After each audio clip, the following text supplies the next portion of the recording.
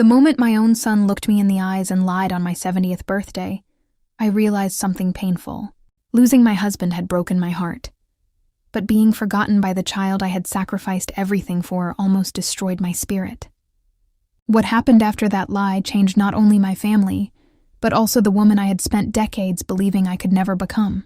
My name is Eleanor Brooks, and until that birthday, I believed love meant endless forgiveness. After my husband passed away, I trusted our only son, Mason, to manage the savings and investments we had spent a lifetime building.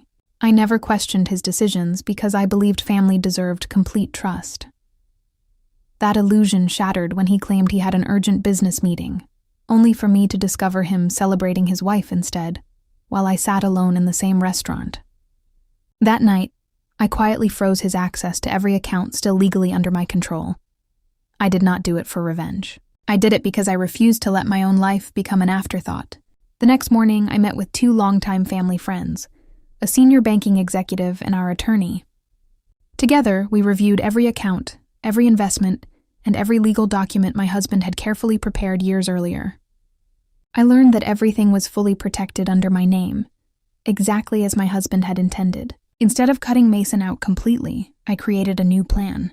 Most of our estate would be placed into a protected education trust for my granddaughter, Olivia. A large portion would remain under my personal control to guarantee my independence and support charities that mattered to me. My son would immediately receive only a small share, while the rest would depend on whether he could rebuild the relationship he had nearly destroyed. Later that day, I walked into the bank where Mason worked as a respected manager.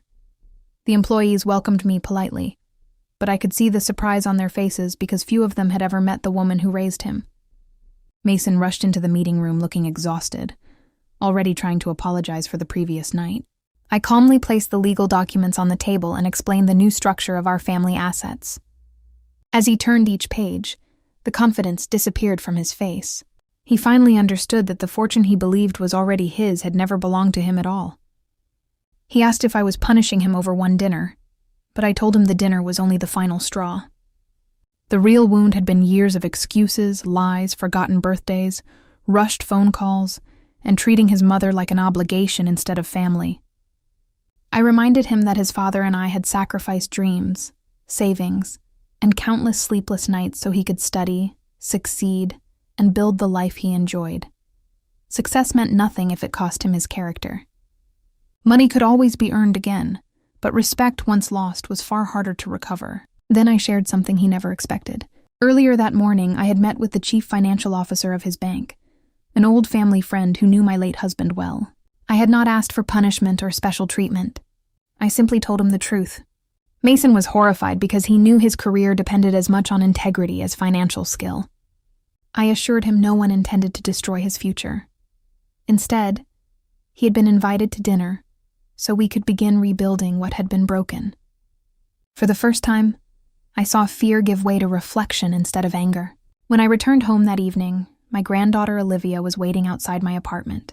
She hugged me tightly before asking why everyone in the family seemed so upset.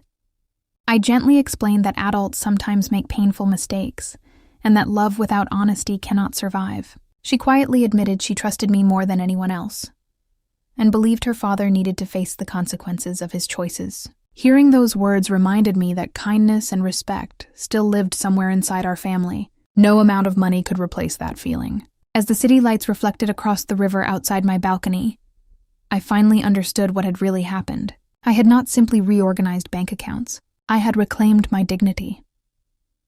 For years, I allowed myself to become invisible, because I believed keeping the peace mattered more than speaking the truth.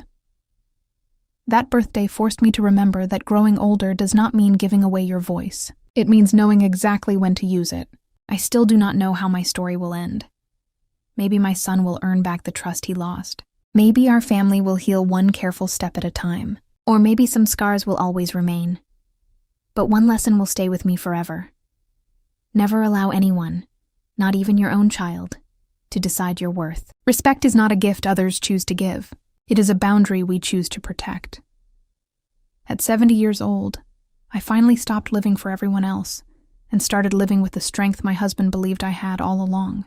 That birthday was not the day I lost my son. It was the day I found myself again.